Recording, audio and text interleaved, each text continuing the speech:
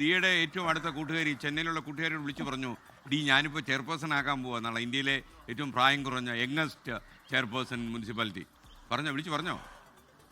കൂട്ടുകാരികളൊക്കെ ഇല്ലേ ദിയയ്ക്ക്?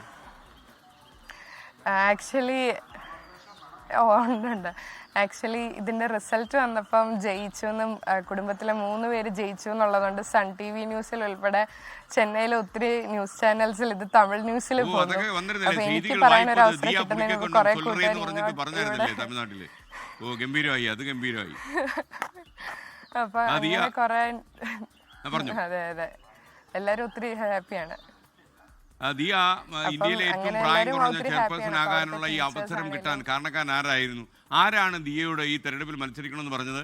അത് ദിയയ്ക്ക് തന്നെ തോന്നിയോ ഒന്ന് മത്സരം ഫൈറ്റ് ചെയ്യാം? എന്തായാലും ഫാദറെ കുറച്ച് കാലമായിട്ട്, പ്രത്യേകിച്ച് ദിയയുടെ 1ാം വയസ്സിൽ തന്നെ രാഷ്ട്രീയ പ്രവേശം ഫാദറിനുണ്ടായി എന്ന് പറയുന്നു. അപ്പോൾ അത്രയും പാരമ്പര്യമുള്ള ഒരു കുടുംബത്തിൽ നിന്നായതുകൊണ്ട് മനസ്സുകൊണ്ട് തന്നെ താല്പര്യപ്പെട്ടോ അതോ മറ്റാരെങ്കിലും പറഞ്ഞിട്ടാണോ? കാര്യം നിങ്ങൾ 3 പേര് ഒന്നിച്ച് മത്സരിച്ച് വിജയിച്ചല്ലോ. പുളിക്കകണ്ടം കുടുംബം എന്ന് പറഞ്ഞാൽ ഒരു റെക്കോർഡാണ്.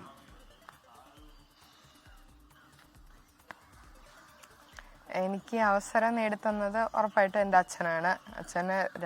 ഞാൻ ജനിക്കുന്നതിനൊക്കെ ഒത്തിരി മുമ്പ് രാഷ്ട്രീയത്തിലേക്ക് വന്നത് കൗൺസിലറായിട്ടാണ് ഇപ്പോൾ 20 വർഷം എന്ന് പറഞ്ഞത്. അപ്പൊ അച്ഛൻ നീ നിൽക്കുന്നുണ്ടോ എന്ന് ചോദിച്ചപ്പോൾ എന്നോട് പറഞ്ഞു, നീ ഇതിനെപ്പറ്റി ആലോചിക്കുക, എപ്പോഴും പൊളിറ്റിക്സിൽ ഇൻട്രസ്റ്റ് ഉള്ള ഒരാളായിരുന്നു നീ, എനിക്ക് ഇപ്പം ഇതൊരു നല്ലൊരു അവസരമാണ്, നീ നിൽക്കുന്നുണ്ടോ എന്ന് ചോദിച്ചു. ഞാൻ ഇതിനെപ്പറ്റി കുറച്ച് നേരം ആലോചിച്ച് തന്നെ എടുത്ത എൻ്റെ ഒരു പൂർണ്ണമായിട്ടുള്ളൊരു തീരുമാനമാണത്. അപ്പം തീരുമാനം എടുത്തു. പിന്നെ നിന്ന് കഴിഞ്ഞപ്പോൾ ആൾക്കാർ എല്ലാവരും 2 കൈകളോടെ നീട്ടി സ്വീകരിക്കുമായിരുന്നു. അവർ തന്ന സപ്പോർട്ടും ഇതും കൊണ്ടാണ് അവരാണ് എന്നെ ഇപ്പം ജയിപ്പിച്ചത്. അപ്പോൾ അവരോട് ഒത്തിരി കടപ്പാടും നന്ദിയുണ്ട്. പിന്നെ ഇതെല്ലാം ഒരു ദൈവനിയോഗമായിട്ട് കാണുന്നു.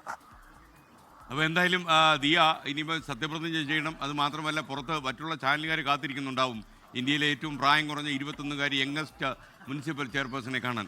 അപ്പോൾ ദിയയ്ക്ക് എല്ലാവിധമായ സപ്പോർട്ടും 24 ഉണ്ടാകും. മാത്രമല്ല ദിയയുടെ കൈകൾക്ക് കരുത്ത് പകരാൻ ഞങ്ങൾക്ക് എന്തെങ്കിലും ചെയ്യാൻ പറ്റുമെങ്കിൽ നമ്മളത് ചെയ്യുകയും ചെയ്യും.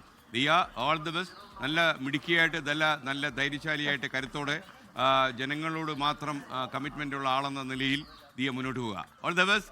താങ്ക് യു മോളെ. നമുക്ക് കണ്ടുമുട്ടാം പാലയിൽ വെച്ച്. Thank you so much. Thank you so much. Diya പുളിക്കകണ്ടമാണ് നമ്മൾ സംസാരിച്ച ഇന്ത്യയിലെ യങ്ങസ്റ്റ് ആയിട്ടുള്ള ചെയർപേഴ്സൺ.